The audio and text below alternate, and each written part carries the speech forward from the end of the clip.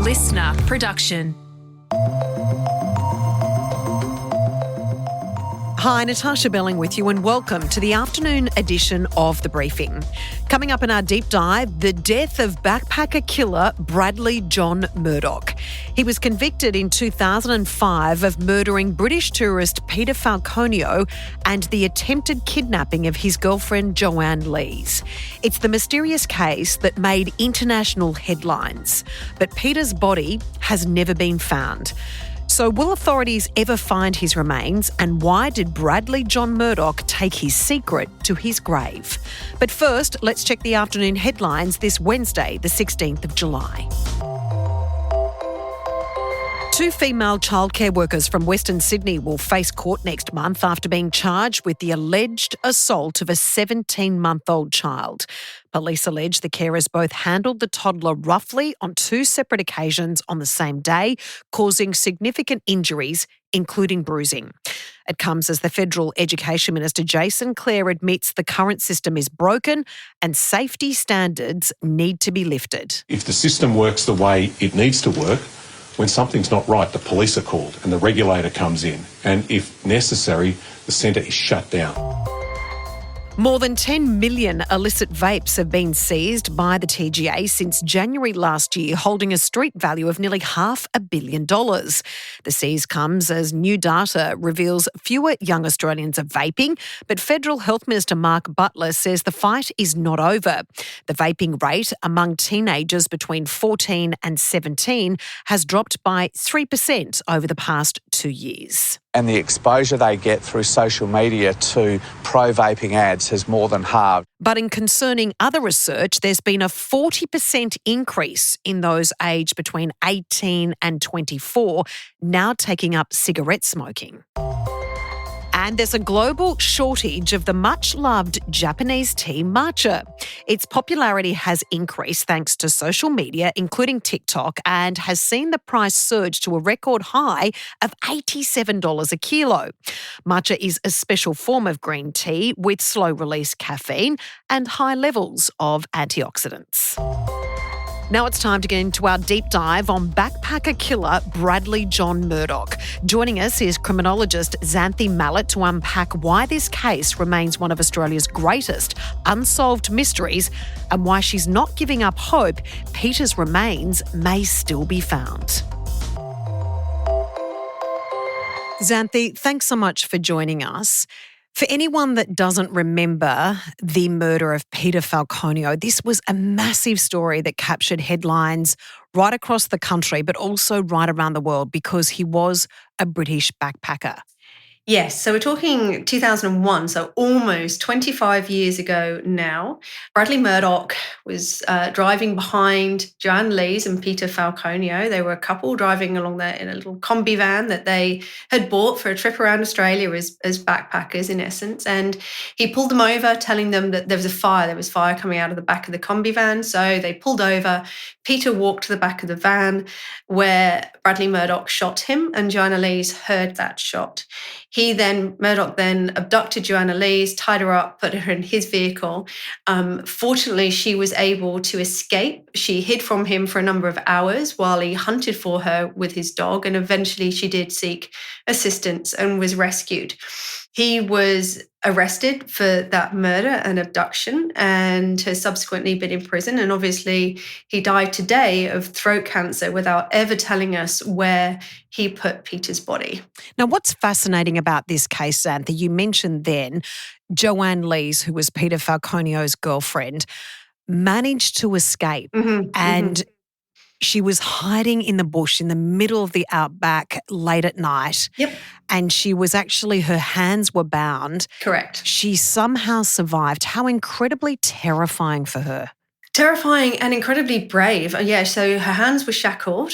And people sometimes question the evidence in this case, but Bradley Murdoch's blood was found in the combi van that was recovered. And also there was I believe it was his DNA was also on those shackles. So there is direct link to support Joanna Lee's story. Now, she suffered a lot of abuse. She was vilified after this, saying that she was involved or that it wasn't as she said. But subsequently, obviously, Bradley Murdoch was found guilty, and I fully believe Joanna Lee's story. I think she's an incredibly brave woman to escape, knowing what she did. She knew that Peter was likely to have been killed, and she kept presence of mind. She hid, she kept quiet all the time, knowing he was hunting her until she knew it was safe and she could escape.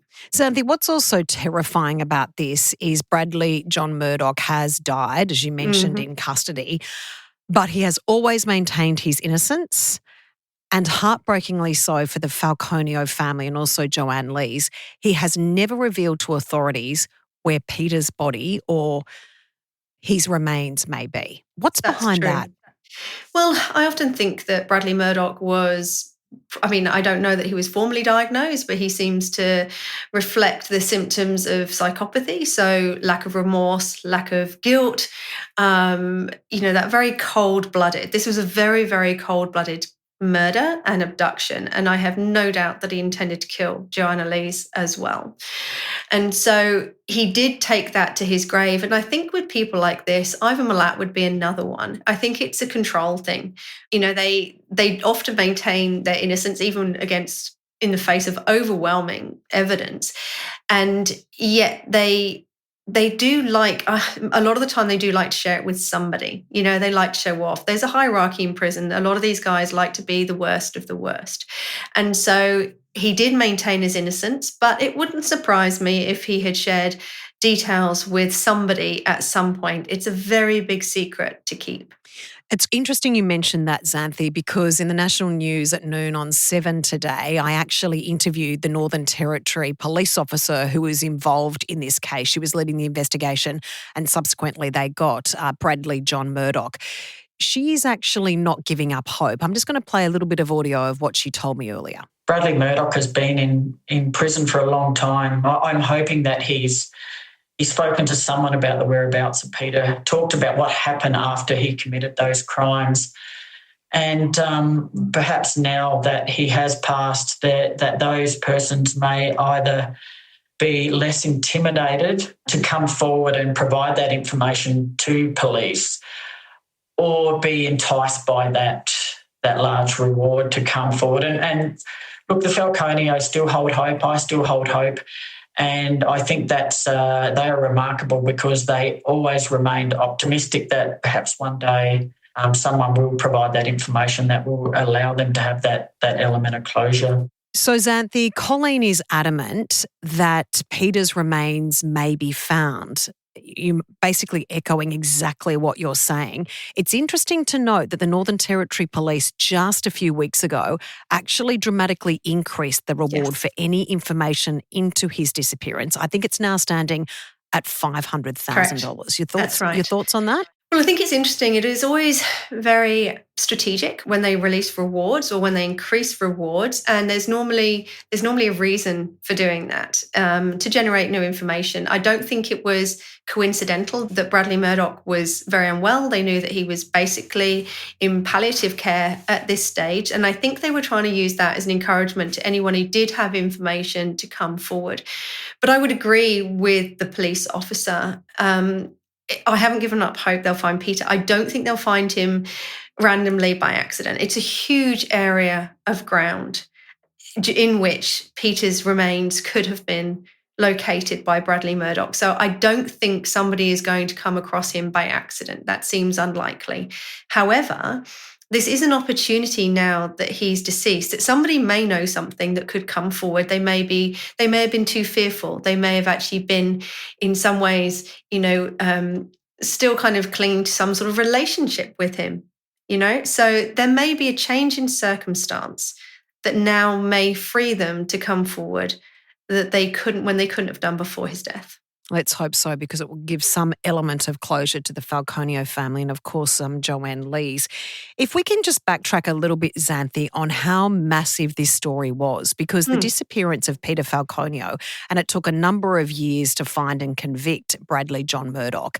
This came after the backpacker murders involving Ivan Milat. There were a number of movies made about this that basically mixed the two killings together. I'm thinking about Wolf Creek. Mm-hmm. It was a terrifying investigation at that time because a lot of backpackers were very fearful after Ivan Milat, and then, of course, this disappearance of Peter Falconio, to travel in Australia. It made international headlines. It certainly did. And I was in the UK a couple of weeks ago. People there were talking about it because the news had recently broken that Bradley Murdoch was unwell, that he was basically attending hospital in the community.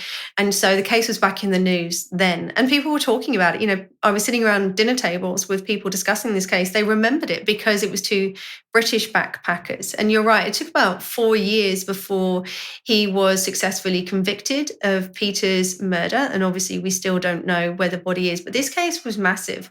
And as you say, it was, not long after Ivan Mallett. And obviously, that made world headlines too, because a number of the backpackers were Europeans. And so it really did send shockwaves because previous to that, going around Australia as a backpacker was a rite of passage. I came here when I was 20. I didn't backpack. But, as a European, as a Brit, going to Australia and doing that kind of thing you do when you finish school or uni or whatever, it was almost part of our social consciousness. And suddenly it felt that people were very vulnerable doing those activities. And it changed the way people look at travelling around Australia.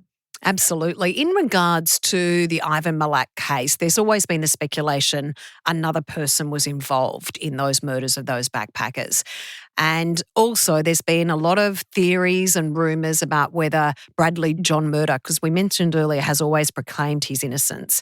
2 questions for you, Xanthé. Do you believe there was somebody else involved in the Mallett murders? And do you think Bradley John Murdoch acted alone? Well, good question. So if we tackle the Mallett issue first, there are a number of people who escaped Ivan Mallett, and none of whom say that there was a second person involved in the attempted abduction. So there's that. However, there is some evidence from the scenes to suggest that maybe there were 2 people involved. However, I do think that if anyone else was there, it wouldn't have been another man. I think if anyone else was involved, it would have been a woman, because Ivan Mallett would not have shared that with anyone. He was such a dominant character. I think he only would have shared it with a woman. So I haven't ruled it out, but I just don't think it would have been another man. Xanthé, just finally, do you believe Bradley John Murdoch acted alone? In terms of the murder of Peter Falconio and abduction of Joanne Lees, I do, because otherwise she would have reported another person. And when you have a firearm, it's easy to control 2 people, especially when you catch them off guard. We will watch this space, certainly with the ongoing Peter Falconio investigation. Thanks so much for your time. Thanks. That was Associate Professor and Criminologist Xanthé Mallett from CQ University. And that's it for this episode of the afternoon edition of The Briefing. We'd love you to subscribe or follow us on Instagram at The Briefing Podcast, and we'll be back in your feed tomorrow at 6 a.m. I'm Natarsha Belling. Thanks for your company.